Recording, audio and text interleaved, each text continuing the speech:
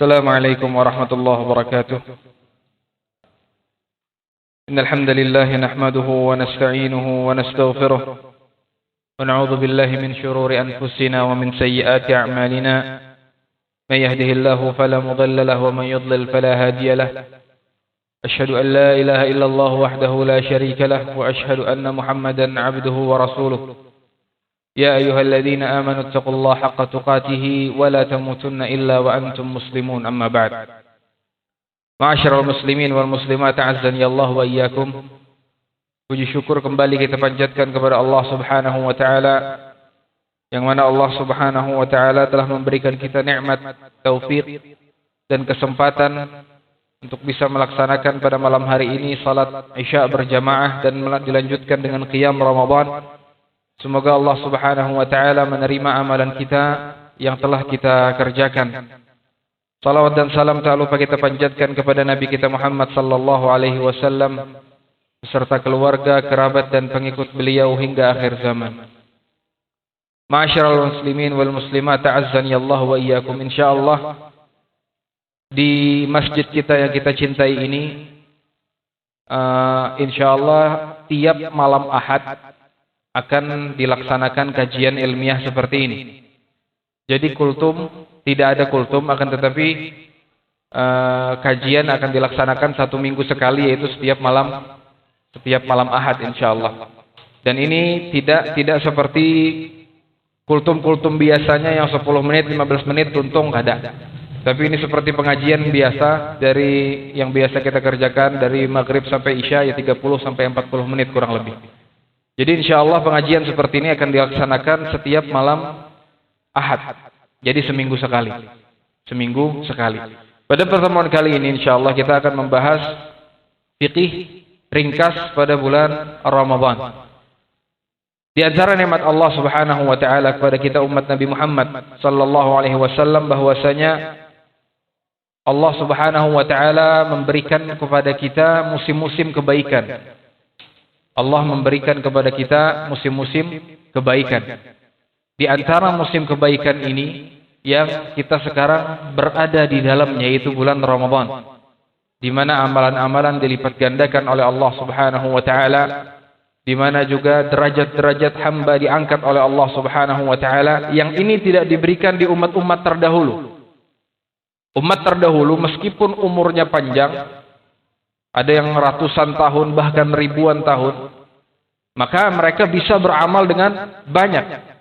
Umat Nabi Muhammad sallallahu alaihi wasallam Allah berikan umur yang pendek. A'mar ummati baina 60 wa 70. Umur umatku, ujar Nabi, antara 60 sampai 70.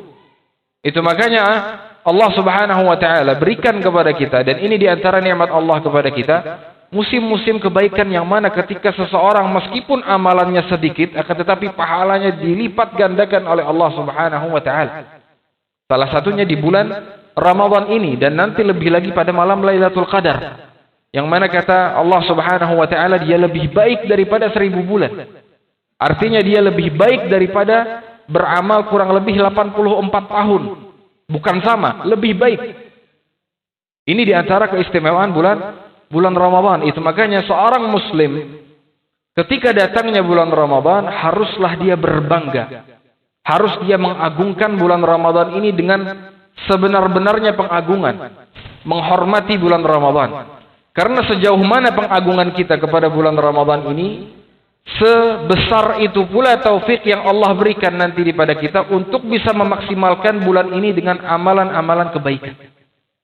Ini ulun ulangi, sejauh mana kita, sebesar apa kita bisa mengagungkan bulan Ramadan, sebesar itu pula taufik yang Allah berikan kepada kita untuk bisa memaksimalkan amalan-amalan di bulan ini.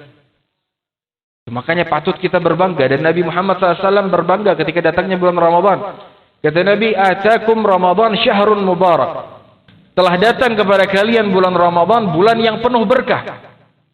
Ini dalil bahwasanya bulan Ramadan tidak seperti biasanya, tidak seperti bulan-bulan lainnya. Syahrun mubarak, bulan yang penuh keberkahan, yang mana amalan dilipat gandakan oleh Allah Subhanahu wa taala. Ditambah lagi, Allah Subhanahu wa taala mengkondisikan bulan Ramadan ini sehingga kita itu mudah untuk beramal. Dan ini kita rasakan. Ini kita rasakan. Mudah kita untuk beramal, mudah kita untuk berpuasa, mudah kita untuk sholat, mudah kita untuk bersedekah. Itu makanya kalau bulan Ramadan banyak orang bersedekah. Mudah kita untuk membaca Al-Quran yang tadinya sebelumnya jarang membuka Al-Quran. Pada bulan Ramadan kita sering membuka Al-Quran. Kenapa demikian? Allah kondisikan bulan ini sehingga kita mudah untuk beramal.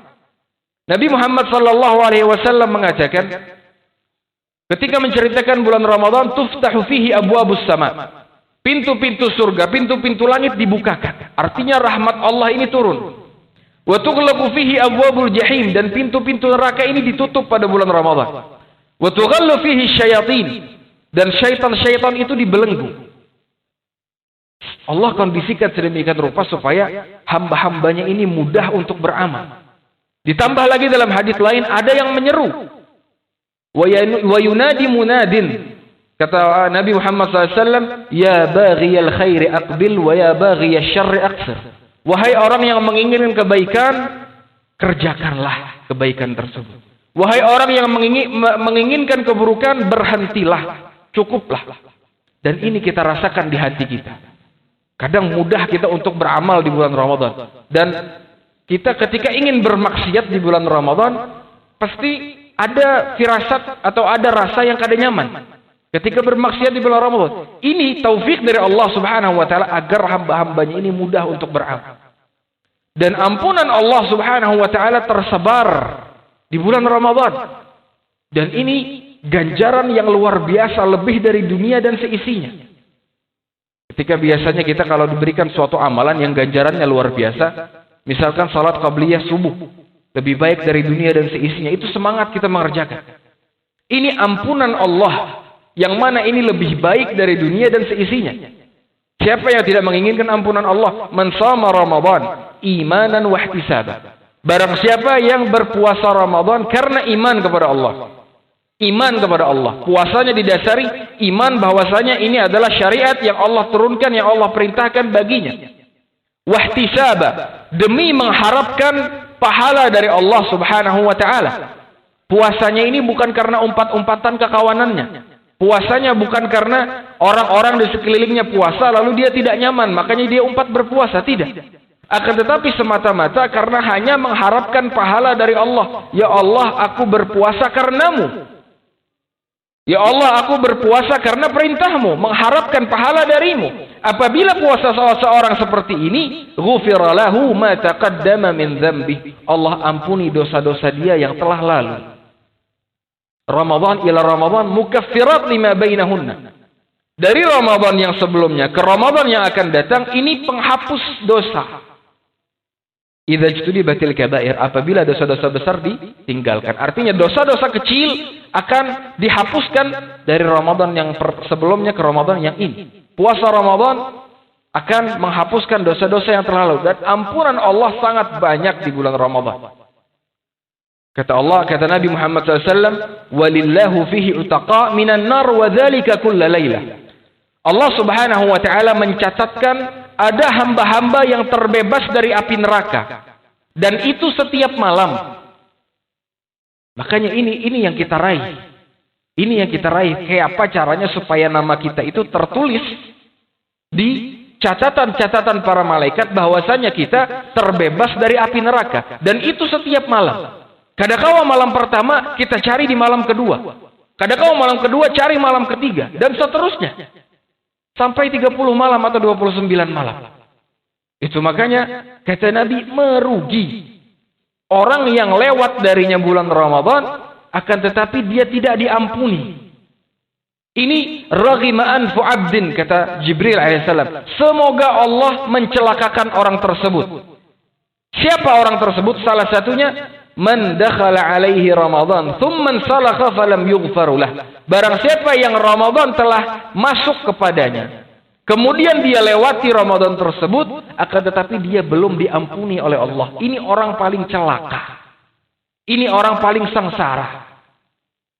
Makanya ayo kita maksimalkan bulan Ramadan ini dengan semaksimal mungkin. Kalau bulan Ramadan tidak diampuni oleh Allah, maka bulan apa lagi dia mau diampuni?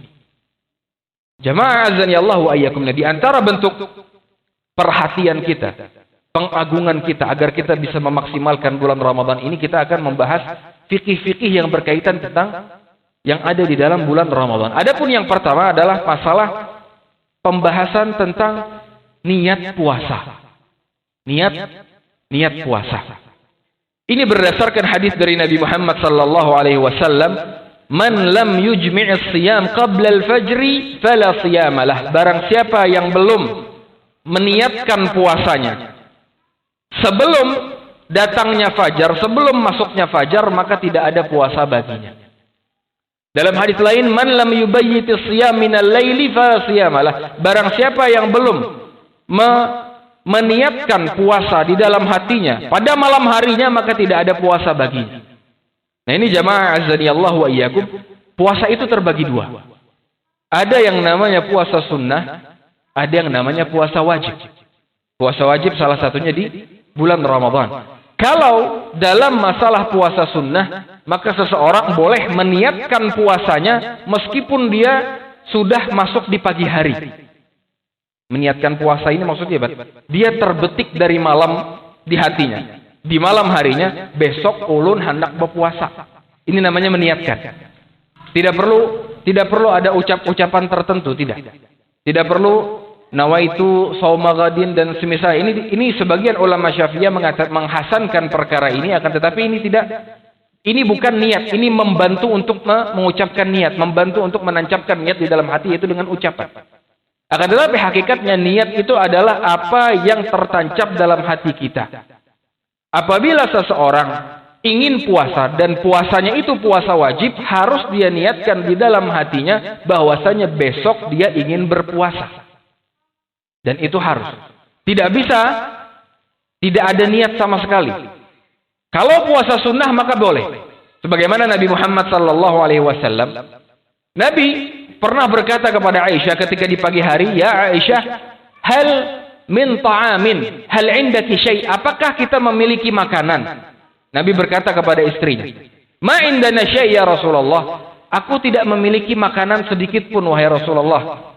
Kata Nabi Muhammad SAW, "Fa ana idzan shaim." Maka kalau begitu, amun kededa makanan, maka aku berpuasa.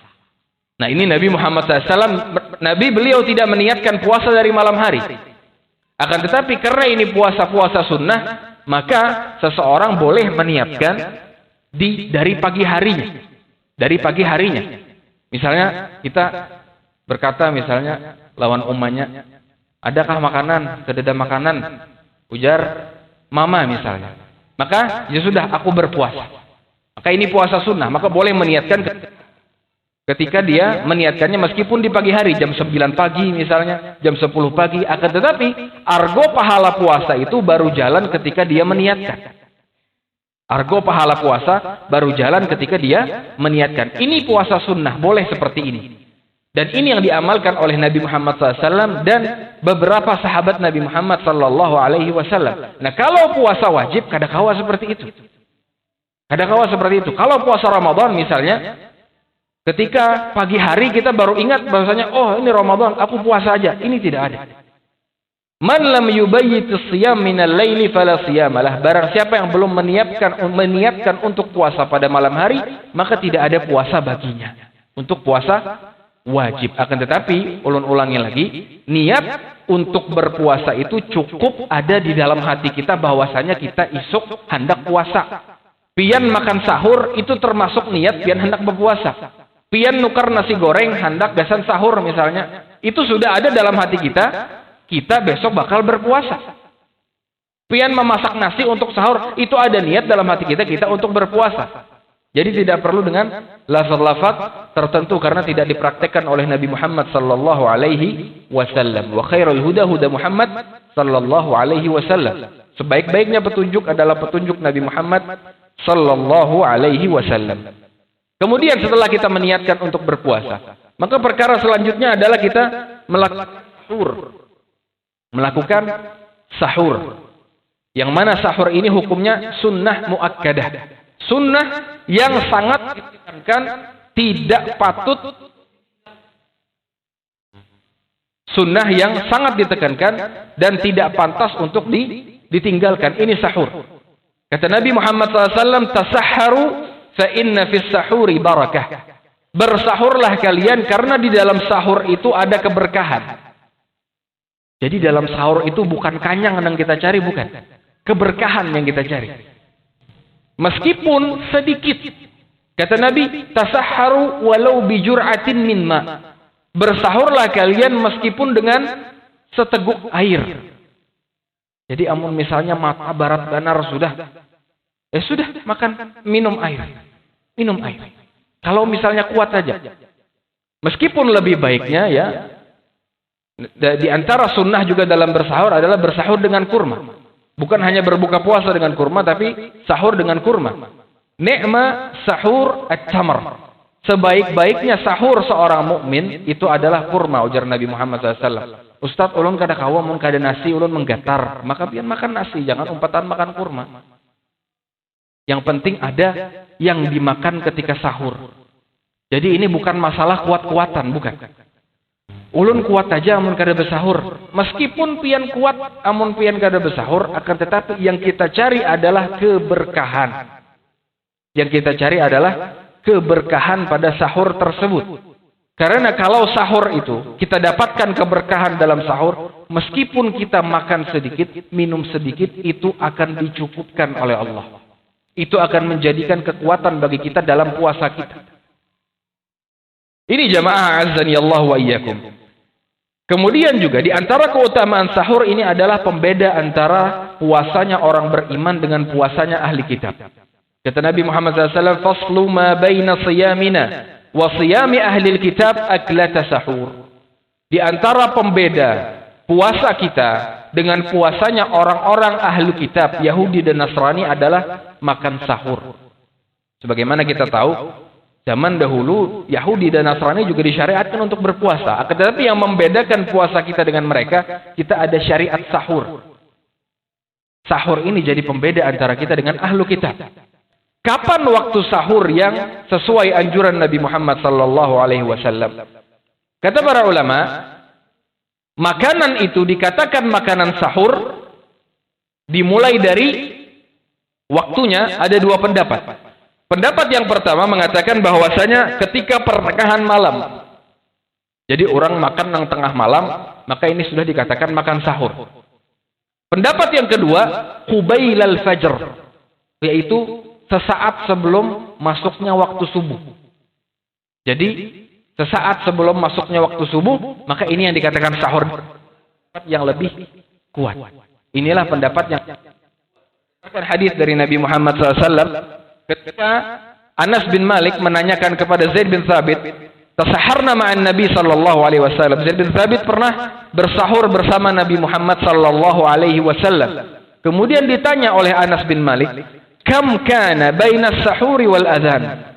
Berapa jarak antara sahur dan azan? Ujar Zaid bin Thabit, qadra 50 ayat. Seukuran membaca 50 ayat. Ayat yang mana ini? Ukuran membaca 50 ayat. Kata para ulama, 50 ayat ini sangat sebentar sekali. Antara 15 sampai 20 menit. Antara 15 sampai 20 menit sebelum adzan subuh. Inilah sahurnya Nabi Muhammad SAW. Itu makanya yang merajihkan, yang lebih kuat adalah bahwasanya dikatakan seseorang itu makan sahur apabila seseorang itu makan sebelum waktu fajar.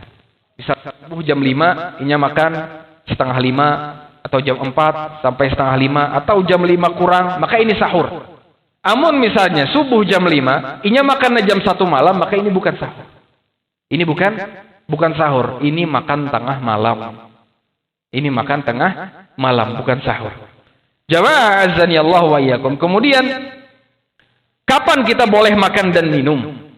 Kapan kita boleh makan dan minum? Tentunya boleh makan dan minum sampai masuk waktu fajar.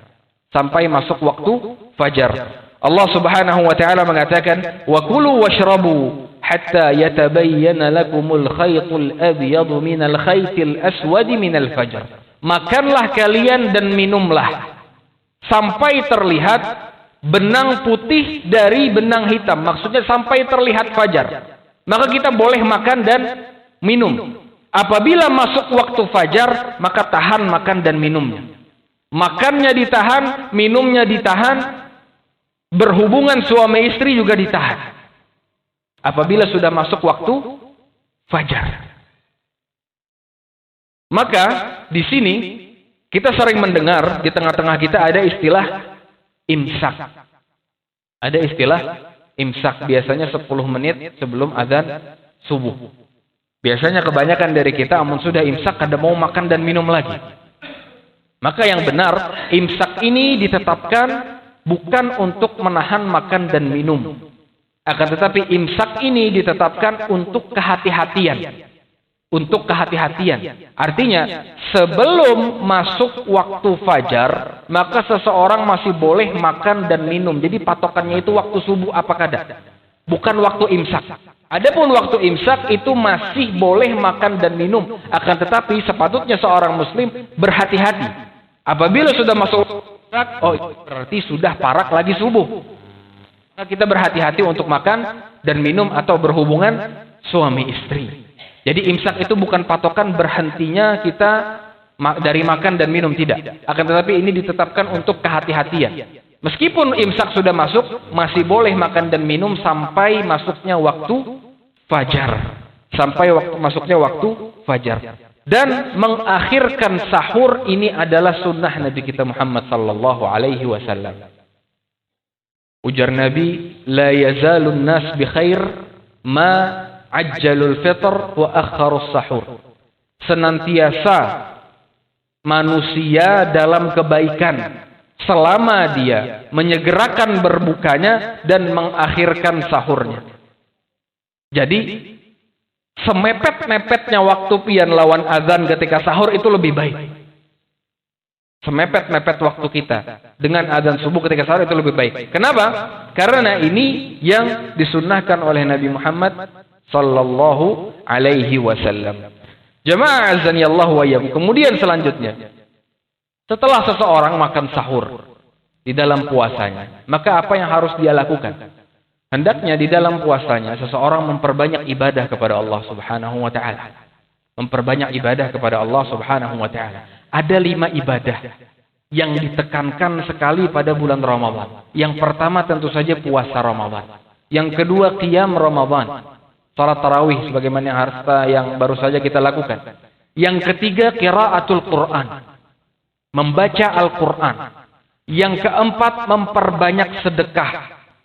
Dan yang kelima, memperbanyak berdoa kepada Allah Subhanahu wa ta'ala. Ini 5 amalan yang sangat ditekankan pada bulan Ramadan. Terutama lagi membaca Al-Quran. Bulan Ramadan, ini bulannya Al-Quran. Allah mengatakan, Syahrul Ramadan alladzi unzila fihi Al-Quran. Bulan Ramadan, bulan di mana diturunkannya Al-Quran. Itu makanya Nabi Muhammad sallallahu alaihi wasallam pada bulan Ramadan tiap malam Jibril mengajarkan Al-Qur'an kepada Nabi. Yang sebelum bulan Ramadan tidak, sesekali datang, sesekali tidak. Bulan Ramadan setiap malam Jibril membacakan Al-Qur'an kepada Nabi Muhammad sallallahu alaihi wasallam. Makanya Imam Malik bin Anas, salah satu ulama 4 mazhab, Imam Malik apabila Ramadan, beliau meninggalkan majlis hadisnya dan bersegera mengambil Al-Quran, membaca Al-Quran, memperbanyak membaca Al-Quran. Kita harus punya target. Ramadan ini kita khatam berapa kali? Harus ditarget. Karena kalau ada target dari awal, ini kita akan malas. Kalau kita target dari awal, ini kita akan mudah untuk menjalankannya. Misalnya pada bulan Ramadan kali ini saya minimal harus khatam 1 kali. Minimal harus khatam 1 kali. Maka dia atur. Kalau 1 juz ada 10 lembar, berarti 1 hari minimal dia harus menghabiskan berapa? 1 juz. Setiap 1 sholat dia paling kada bisa membaca 2 lembar. Kalau setiap salat pian membaca 2 lembar, subuh 2 lembar, zuhur 2 lembar, maghrib 2 lembar, isya, asar 2 lembar, maghrib 2 lembar, isya 2 lembar, ini 1 juz. Kalau kita siapkan seperti ini, maka kita akan gampang menjalankannya. Imam Qatadah Hanya beliau bisa menghatamkan Al-Quran di luar bulan Ramadan 1 minggu itu sekali. Masuk bulan Ramadan beliau menghatamkan dalam 3 hari sekali hatam. Ketika masuk 10 hari terakhir 1 kali sehari hatam. 1 hari 1 kali hatam. Ini ulama terdahulu. Diriwayatkan dari Imam Syafi'i rahimahullah, beliau menghatamkan Al-Quran pada bulan Ramadan 1 hari 2 kali hatam. 1 hari 2 kali khatam. Siapa? Imam Muhammad bin Idris Asy-Syafi'i. Ini kada gegampangan. Ini kada gegampangan. Ini keadaan ulama-ulama kita pada zaman terdahulu. Maka sungguh sangat merugi kalau pada bulan Ramadan ini kita di luar Ramadan kita sudah kada tercapai lawan Al-Quran. Paling keadaannya di bulan ini kita memegang Al-Quran. Baca Al-Quran. Muliakan Al-Quran pada bulan ini. Jangan sampai Quran kita tambah berdebu di bulan Ramadan. Jangan sampai kita termasuk orang-orang yang celaka di bulan Ramadan. Selain mengaji, selain membaca Al-Quran, memperbanyak membaca Al-Quran, juga Nabi Muhammad SAW memperbanyak bersedekah. Nabi Muhammad SAW diriwayatkan oleh Ibnu Abbas, "Kana Nabi sallallahu alaihi wasallam ajwadun nas." Adalah Nabi Muhammad SAW, beliau adalah orang yang paling dermawan, yang paling suka memberi. Wa kana ajwad ma yakun fi Ramadan. Dan Nabi Muhammad SAW lebih dermawan lagi tatkala memasuki bulan Ramadan. Biasa di luar Ramadan bersedekah 10.000, bulan Ramadan 100.000. 10 hari terakhir 1 juta. Ini yang dicontohkan Nabi Muhammad SAW. Nabi Muhammad SAW itu orang yang dermawan, bahkan orang yang paling dermawan. Akan tetapi lebih lagi kedermawanan Nabi apabila memasuki bulan Ramadan. Alhamdulillah kaum muslimin sadar akan kondisi ini. Makanya kita dapati banyak orang berlomba-lomba untuk bersedekah di bulan Ramadan. Dan memang sepatutnya demikian. Perbanyak sedekah di bulan Ramadan. Sampai-sampai kata Ibnu Abbas, "Wa kana ajwadu asra' min ar-rihil mursalah." Kedermawanan Nabi ini bahkan lebih cepat dari angin yang berhembus. Ini Ibnu Abbas menggambarkan bagaimana lajunya Nabi berlomba-lomba dalam bersedekah ini, dalam bulan Ramadan. Angin yang berhembus itu lebih cepat, sangat cepat. Kedermawanan Nabi pada bulan Ramadan lebih cepat daripada angin yang berhembus. Luar biasa dermawannya Nabi Muhammad SAW. Kemudian juga memperbanyak berdoa di bulan Ramadan. Karena doanya orang yang berpuasa ini doa yang mustajab. Doanya orang yang berpuasa ini doa yang dikabulkan oleh Allah Subhanahu wa taala. Kata Nabi Muhammad SAW dalam sebuah hadis, "Thalathatun la turaddu da'watuhum." Ada 3 golongan orang yang tidak ditolak doanya oleh Allah Subhanahu wa taala. Salah satunya as-shaim hatta yuftir. Orang yang berpuasa sampai dia berbuka. Itu artinya ketika kita berpuasa dari setelah salat fajar sampai ketemu maghrib, itu adalah waktu-waktu yang mana doa kita diijabah oleh Allah Subhanahu wa taala. Maka perbanyaklah doa di situ. Kemudian jemaah azani Allah wa iyyakum, selain kita memperbanyak ibadah-ibadah di bulan Ramadan, kita juga harus menjaga puasa kita dari perusak-perusak puasa atau pembatal-pembatal puasa. Nah, ini perusak puasa ini ada 2 model. Ada yang modelnya perusak atau pembatal zat ibadah puasa, yang mana ibadahnya jadi batal. Ada yang modelnya perusak pahala puasa. Ibadahnya kada batal, tapi pahalanya tidak ada. Kita bahas yang pertama dulu.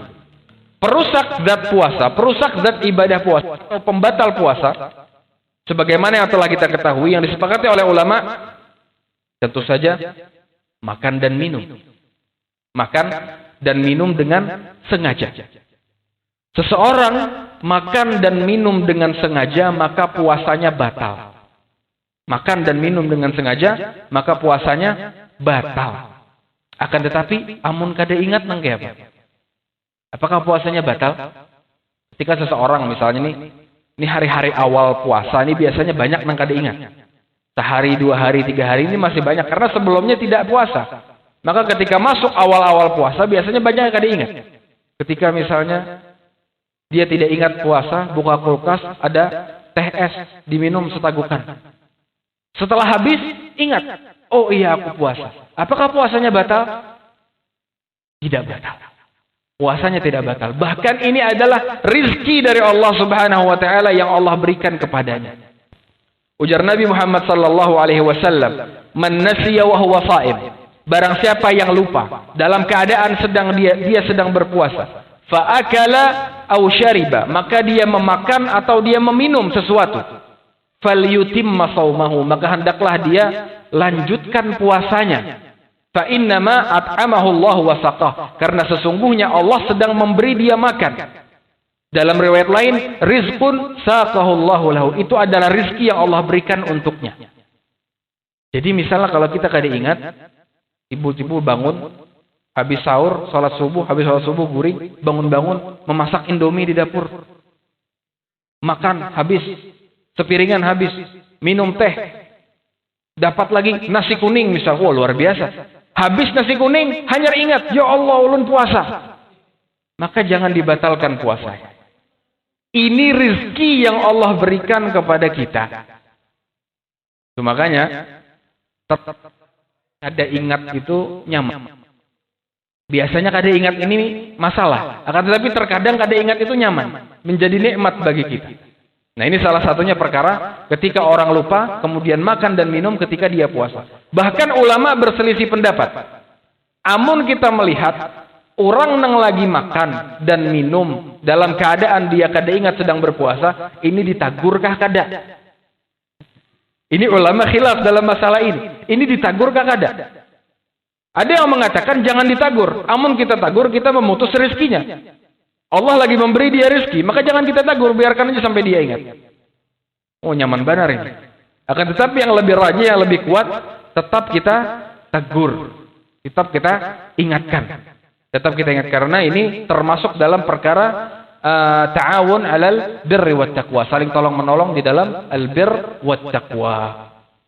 Kemudian diantara juga pembatal puasa yang menjadikan puasa seseorang menjadi batal itu adalah al-jima', atau berhubungan suami istri. Berhubungan suami istri dengan sengaja. Ini ngalih Bang, kalau misalnya kada ingat nih ngalih. Harus dua-duanya kada ingat, gak bisa salah satu kada ingat. Maka berhubungan suami istri ini termasuk pembatal puasa. Termasuk pembatal puasa. Kapan jima itu dikatakan bisa membatalkan puasa? Ini mohon maaf, ulun jelaskan karena ini penting, karena ini termasuk ilmu. Jima dikatakan membatalkan puasa apabila kepala zakar laki-laki, mohon maaf sekali lagi ulun sebutkan karena ini ilmu, atau dalam bahasa Arab namanya hasyafah. Apabila kepala zakar ini masuk ke dalam tempat khitan wanita, kepalanya saja. Kalau sudah kepalanya masuk, maka ini dikatakan jima. Masuk seluruhnya. Kalau masih setengah, maka belum dikatakan jima dan belum membatalkan puasa. Atau masih seperempatnya belum dikatakan jima, atau bahkan belum masuk sedikit pun, maka ini belum dikatakan jima. Kapan dikatakan jima yang membatalkan puasa? Apabila hasyafah, yaitu kepala zakar laki-laki, masuk sepenuhnya ke dalam tempat khitan wanita. Makanya kata Nabi, idzal taqal khitanan faqad wajibal ghusl. Apabila bertemu dua tempat khitan, maka telah wajib bagi mereka berdua untuk mandi, meskipun tidak ada ejakulasi. Meskipun tidak ada ejakulasi, maka tetap wajib mandi, dan itu apabila terjadi, maka puasanya batal. Meskipun tidak terjadi ejakulasi, maka puasanya batal dan dia wajib bayar kafarah. Dia wajib kafarah. Apabila terjadi ejakulasi, tapi tidak terjadi masuknya dua tempat khitan, maka puasanya batal tapi tidak ada kafarah. Paham? Jangan suruh ulun mengulangi lagi lah, ini sensitif sedikit, bepandirnya gini kada tapi nyaman bae. Cuma akan tetapi ini penting untuk disampaikan.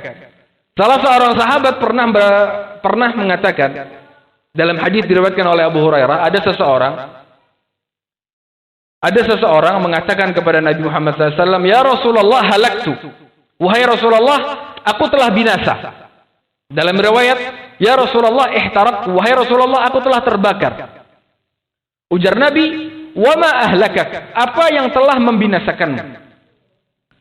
Ujar orang ini, "Dakhaltu 'ala imra'ati fi nahari Ramadan." Aku telah menggauli istriku pada siang hari di bulan Ramadan. Kata Nabi Muhammad SAW, "Fahal tastati' an tu'tiqa raqabah?" Apakah engkau bisa membebaskan seorang budak? Nah, ini Nabi menjelaskan apa yang harus dilakukan apabila ada seseorang yang melakukan jima hubungan suami istri di bulan Ramadan. Apakah engkau bisa membebaskan budak? Ujar orang ini, "La, tidak wahai Rasul sallallahu alaihi wasallam." Kemudian beralih ke kafarat selanjutnya. "Fahal tastati'u an tasuma syahrayn mutatabi'ain?" Apakah engkau bisa puasa 2 bulan berturut-turut? Ini puasa 2 bulan berturut-turut kada kegampangan. Harus 2 bulan berturut-turut, kada boleh pisah-pisah. Amun pian sudah puasa, parak sampai 2 bulan, hari 58 puasanya batal, maka diulang lagi dari awal. Ini diantara kafarat jima, puasa 2 bulan berturut-turut. Kata orang tadi, "La ya Rasulullah, aku tidak bisa wahai Rasul sallallahu alaihi wasallam." Kemudian kata Nabi, "Fahal tastati an tut'ima sittina miskina?" Apakah engkau bisa memberi makan 60 fakir miskin? Tadi membebaskan budak ikam kada bisa. Puasa 2 bulan berturut-turut ikam kada bisa. Apakah bisa yang ketiga ini? Memberi makan. Apakah engkau bisa memberi makan 60 fakir miskin? Kata orang ini, "La ya Rasulullah, ulun kada bisa jua wahai Rasul sallallahu alaihi wasallam." Kemudian setelah itu Nabi Muhammad SAW terdiam sejenak. Ada seseorang yang memberikan kurma kepada Nabi Muhammad SAW, sekantong kurma. Ujar Rasul, "Wahai fulan, ini kurma aku berikan kepadamu, maka hendaklah engkau bersedekah dengan kurma ini sebagai kafarat jimamu tadi kepada istrimu. Hendaklah engkau bersedekah kurma ini kepada orang-orang miskin yang ada di Madinah sebagai kafarat penebusan atas yang telah engkau lakukan tadi, jima kepada istrimu." Maka ujar orang ini, "A'ala afqara minni ya Rasulullah." Apakah ada orang yang lebih miskin dari aku wahai Rasul? Ujar orang ini, "Fama baina labbataiha ahlu baitin afqara minna." Tidak ada keluarga di Madinah ini yang lebih miskin dari ulun. Bingung hendak dibalik ulun yang paling miskin sudah. Ini orang miskin tapi Masya Allah luar biasa. Maka Nabi Muhammad SAW pun tertawa. Kata Nabi Muhammad SAW, "Fa'at'imhu ahlak." Maka berikanlah kurma ini kepada keluarga. Nah, jadi ini menang banyak. Sudah berjima dengan istrinya di siang Ramadan, kemudian dia dapat kurma dan kepada dia dan keluarganya. Maka kita jangan coba-coba beginilah. Karena jima di siang Ramadan ini termasuk dosa besar. Meskipun kita mengatakan, "Oh, aku memberi makan 60 fakir miskin." Kawa. Satu porsi makanan 10.000. Kali 60, 600.000. 1.000 aku kawa. Misalnya. Bukan masalah kita kawa bayar kafarat, tapi ini dosa besar. Dosa besar apabila sengaja berhubungan badan dengan istrinya di siang Ramadan. Ini juga di antara pembatal puasa. Kemudian di antara pembatal puasa, ta'ammudul, sengaja muntah. Muntah. Man zara'ahul qai fala qada'a lahu wa man istaqa'a falyaqdi. Barang siapa yang muntah tapi tidak sengaja, maka tidak ada qada baginya. Dan barang yang muntahnya diolah-olah, disengajakan untuk muntah, maka dia hendaknya mengqada puasanya. Puasanya batal. Di antara juga pembatal puasa adalah haid dan nifas. Haid dan nifas. Meskipun misalnya haidnya itu datang semenit lagi maghrib, kemudian haid, maka puasanya batal. Maka puasanya batal. Kemudian juga yang terakhir, di antara pembatal puasa adalah niyatul iftar. Niat untuk membatalkan puasa. Siapa contohnya? Contoh kita habis begawian. Siang hari, panas-panas, keadaan puasa, kemudian kita begawian, bepaluhan, akhirnya kada kuat iman. Ulun ingat, di kulkas itu tadi ada setrop es. Ulun batal aja sudah. Hendak mengambil tadi setrop es di dalam kulkas. Batal aja sudah, aku kada kuat. Aku ingat ada setrop es di dalam kulkas. Datang kita ke dalam kulkas, kemudian kita dapati tidak ada minumannya. Ketika kita tidak mendapati minuman tadi, kemudian, sudah gini kedosa. Aku tarusakan aja puasa. Selama tadi niat untuk berbuka sudah kuat, maka puasanya batal. Meskipun ini kada jadi membatalkan puasa. Selama niat dalam hatinya sudah kuat untuk batal, meskipun akhirnya rencananya gagal atau rencananya batal, tetap melanjutkan puasanya, maka hakikatnya puasanya sudah batal. Kenapa? Innamal a'malu bin niyyah. Karena sesungguhnya amalan itu tergantung niat seseorang. Ini jamaah azanillahu wa iyyakum. Kemudian selanjutnya, kalau tadi pembatal zat ibadah puasa, yang kedua adalah pembatal atau perusak pahala puasa. Orang tersebut puasanya sah, tetapi pahala. Dia bisa menahan lapar dan hausnya sampai maghrib, tapi tidak ada ganjarannya di sisi Allah Subhanahu wa ta'ala. Apa yang membuat ini? Itu maksiat-maksiat yang kita kerjakan. Dia dalam puasanya masih suka berkata-kata bohong. Dalam puasanya masih suka menggibah, menyambat orang, memenderakan orang, mengadu domba. Kemudian dalam puasanya masih suka melihat hal-hal yang diharamkan oleh Allah Subhanahu wa ta'ala, melihat-lihat wanita yang bukan mahram atau yang tidak senonoh, maka ini bisa mengurangi pahala puasa, bahkan menghilangkan pahala puasa meskipun puasanya sah. Dan ini terjadi beberapa kasus dalam syariat kita. Contoh misalnya, man atakahinan aw arrafan lam tuqbal salatuhu 40 yauman. Barang siapa yang mendatangi peramal atau dukun, maka tidak diterima salatnya 40 hari. Bukan berarti salatnya tidak sah. Bukan berarti inya kada perlu salat. Dia tetap dituntut untuk salat. Dia tetap wajib untuk salat. Salatnya tetap sah, akan tetapi pahalanya tidak ada. Pahalanya tidak diterima oleh Allah Subhanahu wa ta'ala. Begitu juga orang yang berhaji atau berumrah dengan uang yang haram. Hajinya sah, umrahnya sah, namun pahalanya tidak ada. Sama seperti ini. Seseorang melakukan puasa Ramadan, dia menahan lapar dan hausnya, akan tetapi maksiatnya tetap jalan, maka hakikatnya puasanya sah, namun pahalanya tidak ada. Ini yang dikatakan Nabi Muhammad SAW, Rubba sa'im laisa lahu min siyamihi illa al-ju' wal 'atash. Betapa banyak orang yang berpuasa, namun dia tidak mendapatkan apa-apa dari puasanya, melainkan lapar dan haus. Kenapa? Karena maksiatnya tetap, berdustanya tetap. Lancar berdustanya kayak berzikir.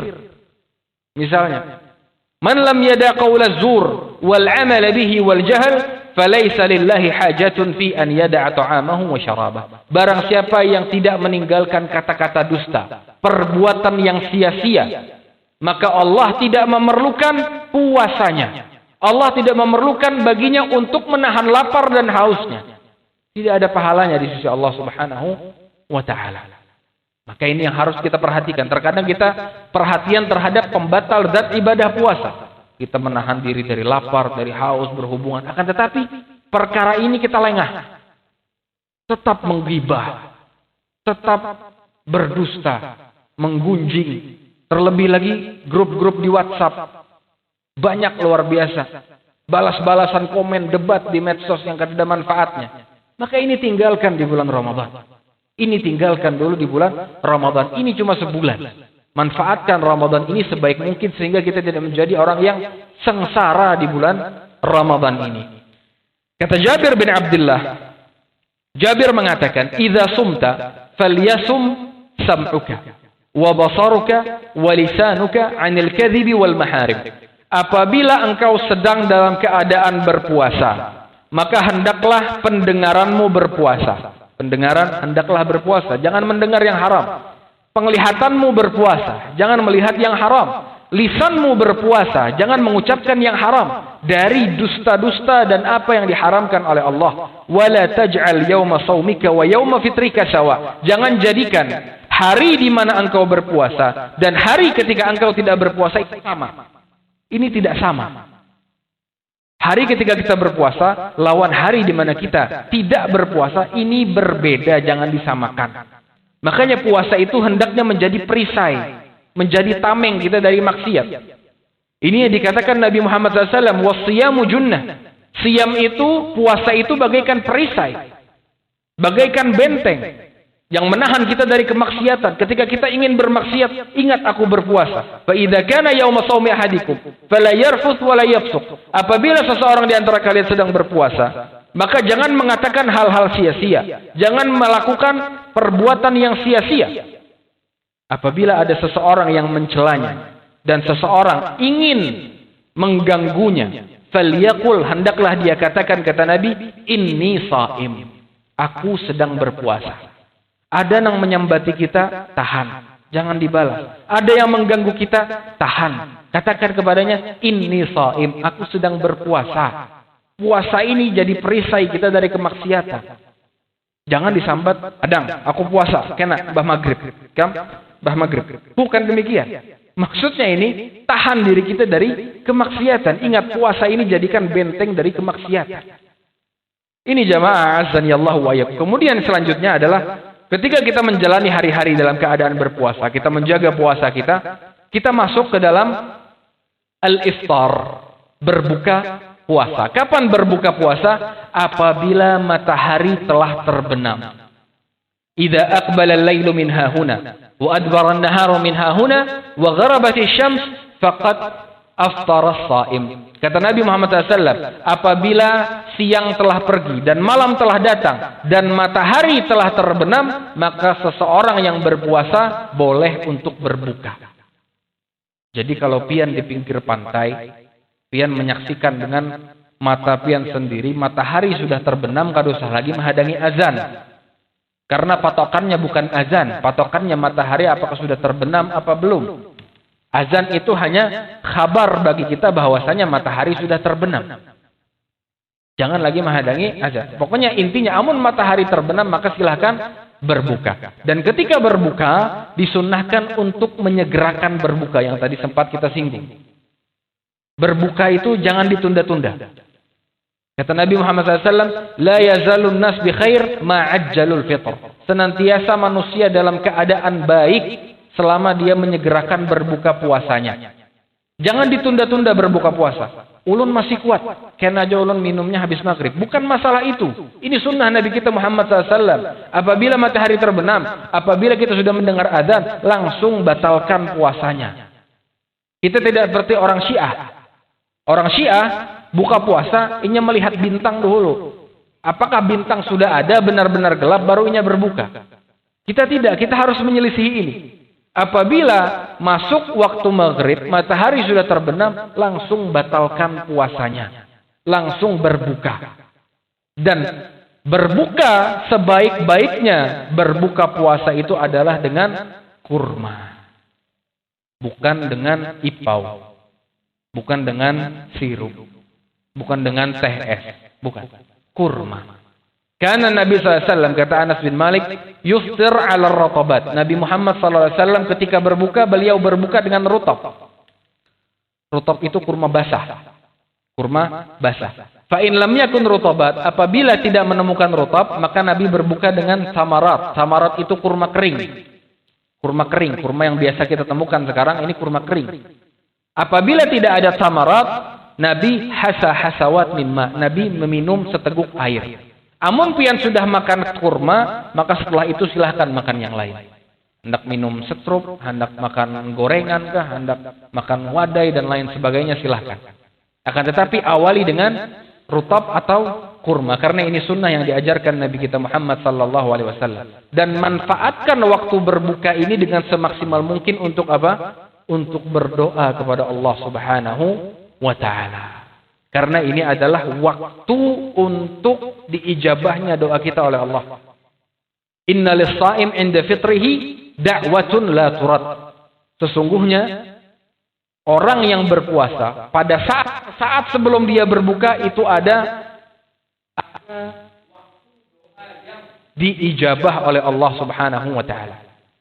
Itu makanya kita umrah biasa, bagi yang biasa umrah pada bulan Ramadan, itu sesaat sebelum berbuka itu di Masjid Haram, itu orang asing-asingnya mengangkat tangan kepada Allah. Karena ini waktu-waktu emas. Waktu-waktu untuk meminta kepada Allah Subhanahu wa Ta'ala. Sesaat sebelum berbuka, berdoa meminta kepada Allah apapun urusannya. Bukan berebut makanan, amankan makanan ini, amankan makanan itu, tidak. Kita bersiap. Ini waktu-waktu emas, manfaatkan untuk berdoa kepada Allah Subhanahu wa ta'ala. Dan apa yang dikatakan apabila seseorang berbuka puasa? Riwayat yang tersebar selama ini, di antara doa berbuka puasa adalah dengan mengucapkan Allahumma lakasumtu wa bika amantu dan seterusnya. Maka apakah doa ini boleh diucapkan? Jawabannya, doa ini boleh untuk diucapkan. Akan tetapi jangan diyakini doa ini berasal dari Nabi Muhammad sallallahu alaihi wasallam, karena hadis yang menunjukkan sunnahnya doa ini adalah hadis yang lemah. Apa yang diucapkan? Yang diucapkan adalah dari hadis Ibnu Umar, hadisnya hasan, diriwayatkan oleh Imam Abu Daud. Dari Ibnu Umar mengatakan, kana Nabi sallallahu alaihi wasallam yaqulu idza aftar, adalah Nabi Muhammad sallallahu alaihi wasallam, beliau berkata, apabila beliau telah selesai berbuka, beliau mengucapkan zahabadh dhama'u wabtallatil 'uruqu wa thabatal ajru insyaallah. Telah hilang rasa haus, kerongkongan telah terbasahi, dan pahala pun telah didapatkan insyaallah. Inilah doa yang diucapkan dan hadisnya hasan dari Nabi Muhammad SAW ketika seseorang berbuka. Dan membaca doa ini bukan sebelum berbuka, akan tetapi setelah kita berbuka. Kita berbuka membaca bismillah, makan kurma, minum air, baru baca doa ini. Zahabadh dhama'u wabtallatil 'uruqu wa thabatal ajru insyaallah. Ini jamaah azan ya Allah wa iyyakum di antara perkara-perkara di dalam iftar. Kemudian yang terakhir adalah juga yang perkara yang ditekankan di dalam bulan Ramadan adalah salat qiyam atau salat tarawih. Salat tarawih bersama imam. Kenapa dikatakan tarawih? Karena ini diambil dari kata tirwahah. Tirwahah itu adalah istirahat. Salat tarawih itu banyak istirahatnya. 2 rakaat, 2 rakaat, istirahat. 2 rakaat, 2 rakaat, istirahat. Ini namanya istirahat ini namanya tarawih dalam bahasa Arab. Istirahat ini namanya tarawih dalam bahasa Arab. Mau berapapun, hendak 11 rakaat, 20 rakaat, silahkan. Tidak ada batasan rakaat tertentu dalam salat tarawih. Akan tetapi yang lebih afdal, sebagaimana yang dikerjakan Nabi Muhammad SAW, Nabi tidak lebih dari 11 rakaat dalam salat tarawihnya. Akan tetapi orang ingin menambah, dia merasa, maka boleh. Kata Nabi, salat malam itu 2 rakaat, 2 rakaat. Dan Nabi tidak memberikan batasan berapa rakaat tertentu untuk salat malam. Boleh berapa yang kuat, 40 silahkan. Imam Malik diriwayatkan beliau salat tarawih 40 rakaat. Imam bin Hambal beliau pernah, apabila sehat, beliau melaksanakan 300 rakaat. Apabila beliau sakit, beliau melaksanakan 100 rakaat. Imam Muhammad bin Rahimahullah. Maka tidak ada batasannya. Amun pian kuat 300, 100, silahkan. Tapi jangan berbawaan. Pian aja sorangan. Kesian yang lain. Tetapi yang dikerjakan Nabi Muhammad SAW, salat tarawih Nabi itu 11 rakaat. 2 rakaat, 2 rakaat, 2 rakaat, baru 3 rakaat. Meskipun ada beberapa yang mengerjakan 4 rakaat, 3 rakaat witir, maka ini juga tidak masalah. Ini juga tidak masalah. Akan tetapi yang lebih afdal 2 rakaat salam. Dan usahakan ketika salat tarawih jangan sampai berdahulu pada imam bukahnya. Kenapa demikian? Kata Nabi, "Man qama ma'al imam hatta yansarif kutiba lahu qiyamul lailah." Barang siapa yang salat bersama imam sampai selesai, sampai imam tuntung, maka akan ditetapkan baginya pahala salat semalam suntuk. Amun nang 4 lawan imam 2 rakaat saja, 4 rakaat saja, atau tarawihnya saja, witirnya kada 4, maka sayang dia tidak mendapatkan keutamaan ini. Tidak ditetapkan baginya pahala salat semalam suntuk. Maka kepada orang-orang yang ikut salat tarawih, hendaknya dia selesaikan bersama imam sampai imam tuntung, maka inya pun tuntung juga. Jangan menyorangan. Jangan berdahulu daripada imam. Kemudian juga apabila ada seseorang yang sudah witir pada malam hari bersama imam, kemudian pada tengah malam dia masih ingin melanjutkan salat malamnya, maka pada tengah malamnya dia tidak perlu melaksanakan witir lagi. Dicukupkan dengan witir yang pertama. Apabila yang pertamanya belum witir, maka witirnya nanti di salat yang kedua. Apabila di salat yang pertama sudah witir, maka tengah malam hendak bangun lagi, maka boleh salat lagi tanpa ada witir. Karena kata Nabi, la witrani fil lailah, tidak ada dua witir dalam satu malam. Hadza wallahu a'lam. Wa sallallahu ala nabiyyina wasallam. Inilah yang dapat ulun sampaikan fikih ringkas yang berkaitan dengan bulan Ramadan. Mudah-mudahan perkara yang sedikit ini bermanfaat bagi kita semua. Nah, ini jadi takajud kelebihan. Ini jadinya bukan kultum, ini memang pengajian biasa. Jadi nang berharap-harap kultum 15 menit, 20 menit tuntung ustaz nih bepander nih kada. Ini masih lawas karena ini memang kayak pengajian biasa. Tetapi kita tetapkan 1 minggu 1 kali. Dan diletakkan setelah sholat witir. Supaya apa? Supaya nang ada keperluan, nang hendak hancap, tidak tertahan. Dia bisa pulang. Akan tetapi yang mau mendengarkan, silahkan dengarkan. Hadza wallahu a'lam wa sallallahu ala nabiyyina wasallam. Subhanakallahumma wa bihamdik. Asyhadu an la ilaha illa anta astaghfiruka wa atubu ilaik. Assalamualaikum warahmatullahi wabarakatuh.